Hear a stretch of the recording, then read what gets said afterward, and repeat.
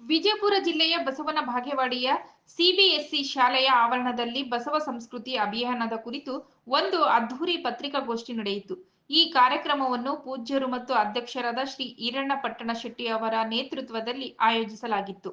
ಪತ್ರಿಕಾಗೋಷ್ಠಿಯಲ್ಲಿ ಮಾತನಾಡಿದ ಶ್ರೀ ಈರಣ್ಣ ಪಟ್ಟಣ ಶೆಟ್ಟಿ ಅವರು ಬಸವ ಸಂಸ್ಕೃತಿ ಅಭಿಯಾನದ ಉದ್ದೇಶವನ್ನು ತಿಳಿಸಿದರು.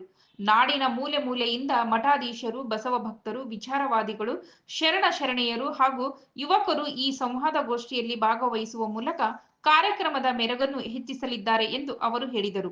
ಕರ್ನಾಟಕದ ಸಾಂಸ್ಕೃತಿಕ ನಾಯಕರಾದ ಶ್ರೀ ಅಣ್ಣ ಬಸವಣ್ಣನವರ ಸಂದೇಶವನ್ನು ಇಡೀ ವಿಶ್ವಕ್ಕೆ ಪರಿಚಯಿಸುವ ಉದ್ದೇಶದಿಂದ ಈ ಅಭಿಯಾನದ ರಥಯಾತ್ರೆಯು ಹೊರಡಲಿದೆ ಎಂದು ಈರಣ್ಣ ಪಟ್ಟಣ ಶೆಟ್ಟಿ ಅವರು ಘೋಷಿಸಿದರು. ಶಿವನಾಗಬಹುದು, ಬಸವನಾಗಲು ಬಾರದಯ್ಯ ಅಂತ ಹೇಳಿದರು. ಬಸವಣ್ಣನ ವ್ಯಕ್ತಿತ್ವ ಅದ್ಭುತವಾದಂಥದ್ದು. ಬಸವಣ್ಣನ ಹೋಲಿಕೆ ಇನ್ಯಾವುದೇ ಮಾಡಲಿಕ್ಕಾಗಲ್ಲ. ಅಂಥ ಪುಣ್ಯಾತ್ಮ ಈ ನಾಡಿಗೆ ಒಂದು ಭವ್ಯ ಸಂಸ್ಕೃತಿಯನ್ನು ಕೊಟ್ಟರು. ಆ ಸಂಸ್ಕೃತಿಯನ್ನು ಒಟ್ಕೊಂಡು ಸುಮಾರು 1000 ವರ್ಷದಿಂದ ನಾವೆಲ್ಲ ಬರ್ತಾ ಇದ್ದೇವೆ. ಈ ಸಂಸ್ಕೃತಿ ಆ ಭವ್ಯ ಸಂಸ್ಕೃತಿ ಎಲ್ಲರನ್ನ ಒಪ್ಕೊಳ್ಳುವಂಥ ಜಾತಿ ಮತಗಳಿಂದ ದೂರ ಇದ್ಕೊಂಡು ಮನುಜನೊಂದೇ ಅನ್ನುವಂಥ ವಿಚಾರ ಏನು ಬದ್ಕೊಂಡಂಥ ಆ ಬಸವಣ್ಣನ ವಿಚಾರ ಅಡಿಯಲ್ಲೇ ನಮ್ಮ ಸಂಸ್ಕೃತಿ ಅಂತೇಳಿ ಮಾನ್ಯ ಸಿದ್ದರಾಮಯ್ಯ ಅವರು ಮೊನ್ನೆ ನಮ್ಮ ಕರ್ನಾಟಕಕ್ಕೆ ಒಂದು ಸಾಂಸ್ಕೃತಿಕ ನಾಯಕನಾಗಿ ಬಸವಣ್ಣವರು ಮಾಡಿದ್ದಂಥ ಸತ್ಯ.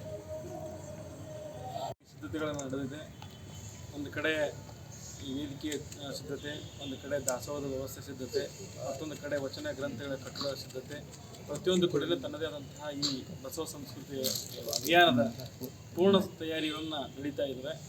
ನಾವೆಲ್ಲರೂ ಕೂಡ ಈ ತಯಾರಿ ಬಗ್ಗೆ ಆಗಿರಲಿ ಅಥವಾ ಬರ್ತಕ್ಕಂಥ ನಾಳಿನ ಏನು 1ನೇ ತಾರೀಕಿನ ಕಾರ್ಯಕ್ರಮಗಳ ಬೆಳಗಿನ ಕಾರ್ಯಕ್ರಮ ಹಿಡಿದು ಸಂಜೆವರೆಗೂ ಕೂಡ ತಾವೆಲ್ಲರೂ ಕೂಡ ಅದನ್ನು ಸಂಪೂರ್ಣವಾಗಿ ವೀಕ್ಷಣೆ ಮಾಡಿ ಅಲ್ಲಿ ಆಗುವರ್ತಕ್ಕಂಥ ಎಲ್ಲ ಕಾರ್ಯಕ್ರಮಗಳನ್ನು ಜನತೆಗೆ ಮತ್ತು ಪ್ರತಿಯೊಬ್ಬರಿಗೂ ಕೂಡ 30 ಗಂಟೆ ಹಿಡ್ಕೊಂಡು ರಾತ್ರಿ 11-11:30 ತನಕ ಆಗ್ತದೆ ಬಹುಶಃ.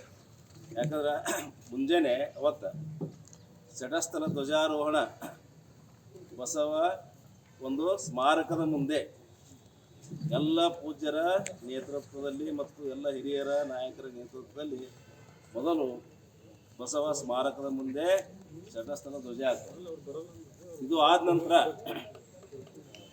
ಬಸವೇಶ್ವರ ದೇವಸ್ಥಾನದಲ್ಲಿ 10 ಗಂಟೆಗೆ ನಾಡಿನ ಪರಮ ಪೂಜ್ಯರೆಲ್ಲ ಆಗಮಿಸ್ತಾ ಇದ್ದಾರೆ.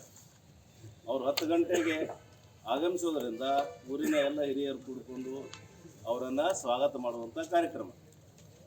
ಇನ್ನು 10 ಗಂಟೆಯಿಂದ 11 ಗಂಟೆಯವರೆಗೆ ಪ್ರಸಾದ ಅದು ಮಾಡ್ಕೊಂಡ್ಬಂದು 11 ಗಂಟೆಗೆ ಇದೇ ವೇದಿಕೆಯಲ್ಲಿ ವಚನ ಸಂವಾದ, ಅದು ಯಾರಪ್ಪ ಅಂತಂದ್ರೆ ಕಾಲೇಜು ವಿದ್ಯಾರ್ಥಿಗಳ ಜೊತೆಗೆ ಸಾರ್ವಜನಿಕರ ಜೊತೆಗೆ ವಚನ ಸಂವಾದ ಇರ್ತದೆ.